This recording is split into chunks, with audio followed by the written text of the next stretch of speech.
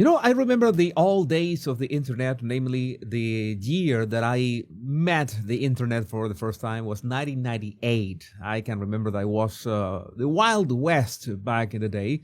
I didn't have internet at home. I had to go somewhere to, get my weekly fix once a week. And I remember in between video game guides and silly chats and maybe subscriptions to digital magazines. It was all really so new stuff to me.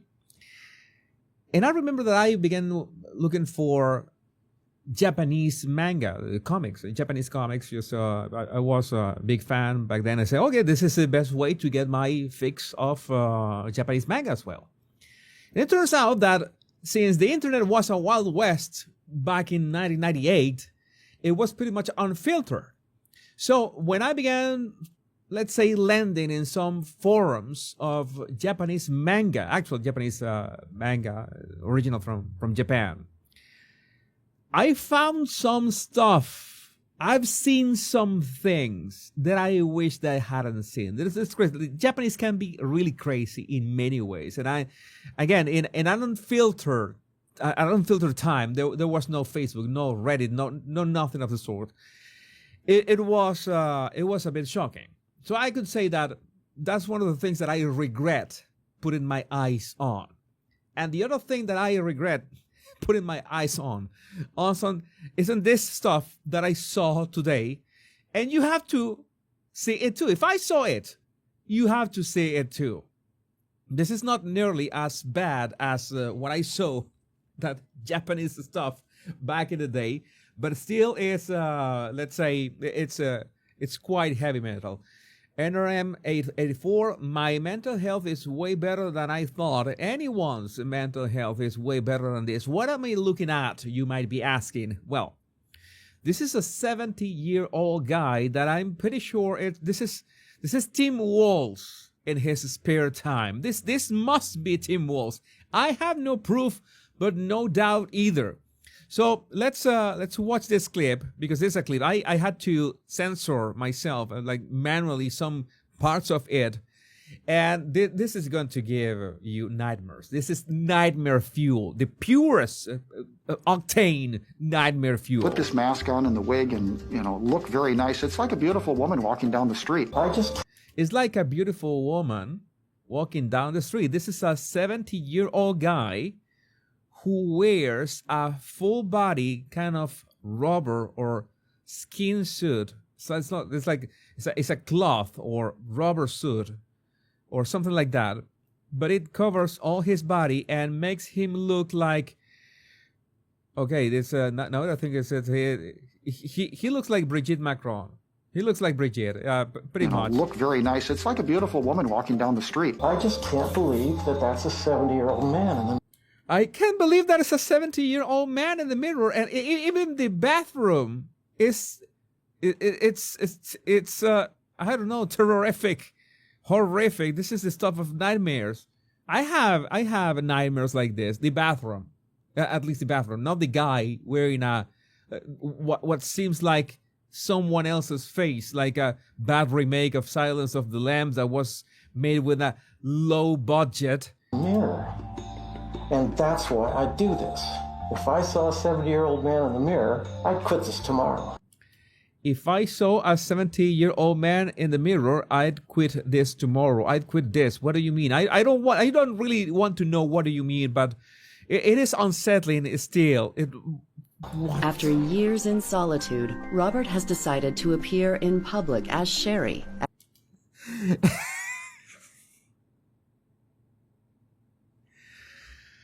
I have to go back a bit. I was watching this, and the first thing that I noticed is what is on his feet? It's like pantyhose. What are those? What is As this? Sherry. And Sherry looks like he's wearing pantyhose on a pool of, I'm not going to say it. And at a gathering of fellow maskers in Minneapolis. That explains a lot. There's so many crazy people in there. I mean, the level of insanity that you can find in Minneapolis as of late, it's off the charts. I mean, they should.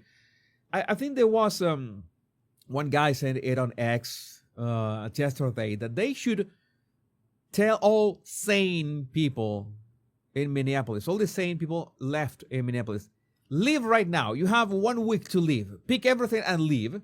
And you just close Minneapolis and just send all the crazies in the United States to Minneapolis. All right? And you can only get out after some kind of, mental health assessment of what, if you are in a nice mental condition. Again, I'm pretty sure this is Tim Walz. At a gathering of fellow maskers in Minneapolis.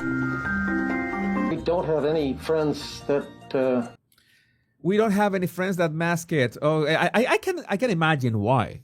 Or have so few friends that do this. Again, it's an odd pastime, but I have some observations about this. Let's get to the end so we can make some observations. That mask where I live, so I just came to see what kind of people do mask and wear rubber and. Yeah, and we see the masks here on the table next to the TV, and this looks absolutely normal.